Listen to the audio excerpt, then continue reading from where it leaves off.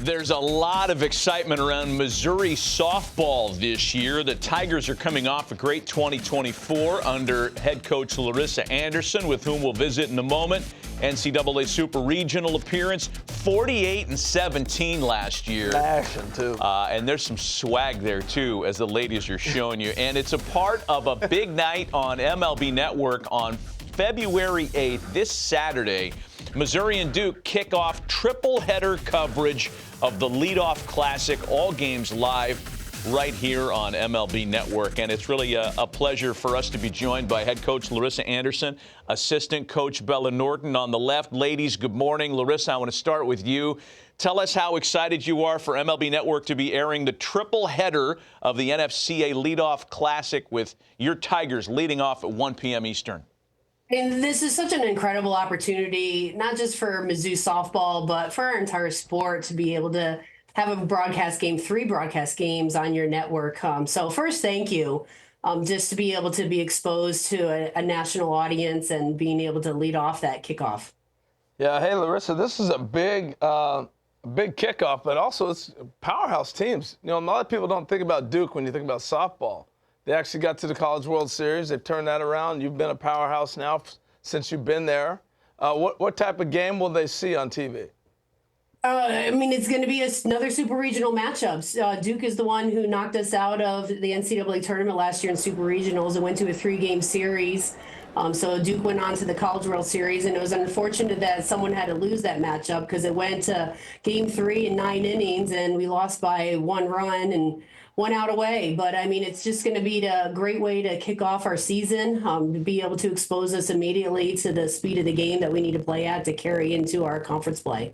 Bella, we talk about the MLB Develops program a lot here on Hot Stove, Yep. and I know that you've coached there. Talk about the program and how it's impacted the Tigers and college softball. Well, first of all, I am just blessed and grateful to be a part of MLB Develops. But to be honest with you, it is just such an empowering community. And the second that I walked in, not only the girls were so empowering amongst each other, but the coaching staff too. And to be honest, like, that staff has been championing me and championing our program here. And it's been really, really cool to watch. And so everything that I have learned from the coaching staff in MLB Develops, I have immediately brought over to the Tigers here. And there's a player, Abby Hay, apparently came from the program as well. Talk about Abby's growth. Oh, Abby is just one of a kind. First of all, she is one of the coolest kids I've ever met, but she is so dedicated and convicted into her process. And every single time I go back to MLB Develops, everybody is always talking about Abby Hay, and they just adore her, and so do we. You know, Larissa and Bella, I'll throw this to Larissa first. You know, having a daughter who's coming through playing softball, there are so many women staffs. I love it. And the impact it has on her as a young woman. I'm just wondering, Larissa, through the years, you've been in this a long time, we're seeing more and more women get head coaching jobs and being able to hire people such as you've done with Bella. How important has that been for the development of the sport and for young women? I mean, you can't be what you can't see. And that's something that I want our players to understand, that you can be a go-getter. You can achieve anything you want to. And if you want to coach collegiate softball and coach at any level, you can do so. And you have that opportunity to be able to further your career as far as you want to advance it, while still being able to have a family. And if it's to have children or a spouse in any capacity.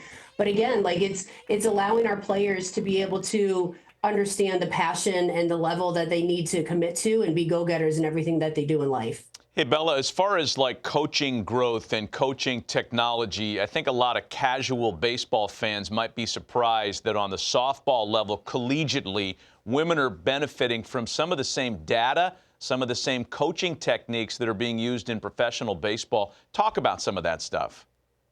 So I think that number one thing has been 6-4-3 for us. A lot of heat maps, a lot of pitch tendencies.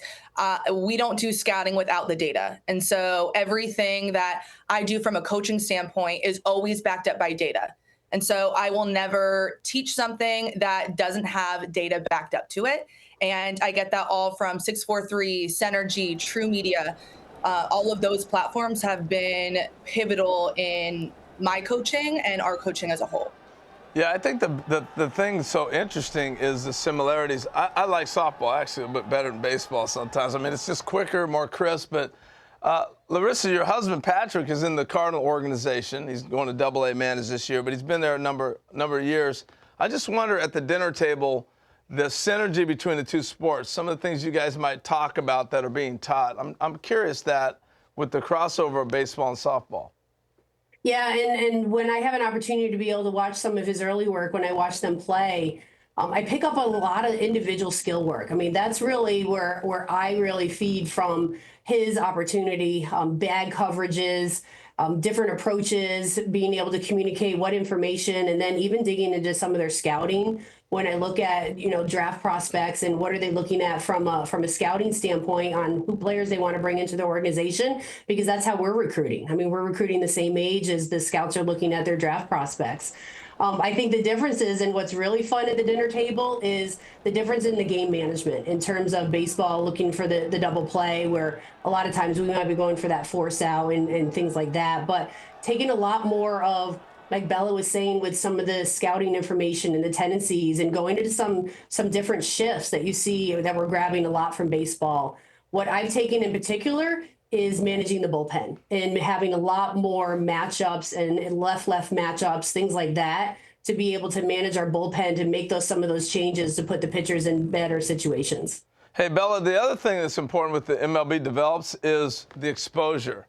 I know a lot of the kids, mainly it's travel exposure you get with Colorado or California or whatever, where you're getting these massive coaches exposures coming to watch you play during those coaching circuits. But what about MLB develops? How are these kids getting an opportunity to get in front of coaches like yourself? So originally, when I first started in MLB Develops, it wasn't a ton of college coaches. And as we have developed and continue to grow, every single person besides Natasha Watley and Lauren Chamberlain are college softball coaches from all levels, all sizes. And so the girls really have an opportunity to expose themselves to all of these different levels of softball.